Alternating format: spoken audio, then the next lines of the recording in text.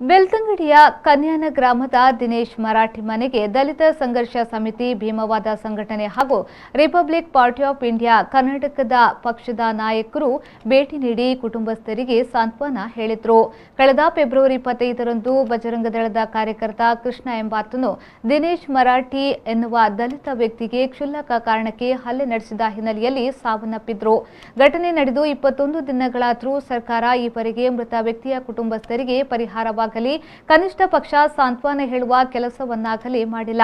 ಹೀಗಾಗಿ ದಲಿತ ಸಂಘರ್ಷ ಸಮಿತಿ, ಭೀಮವಾದ ಸಂಘಟನೆಯ ರಾಜ್ಯ ನಾಯಕರಾದ ಶೇಖರ್ ಹಾವಂಜೆ, ಉಡುಪಿ ಜಿಲ್ಲಾ ಸಂಚಾಲಕರಾದ ರಮೇಶ್ ಹರಿಕಂಡಿಗೆ, ಉಡುಪಿ ಜಿಲ್ಲಾ ಸಂಘಟನಾ ಸಂಚಾಲಕರಾದ ಸಂಜೀವ್ ನಾಯ್ಕ ಕುಕ್ಕೇಹಳ್ಳಿ ಇವರು ದಿನೇಶ್ ಮರಾಠಿ ಅವರ ಮನೆಗೆ ಭೇಟಿ ನೀಡಿ ಸಾಂತ್ವನ ಹೇಳಿದ್ರು.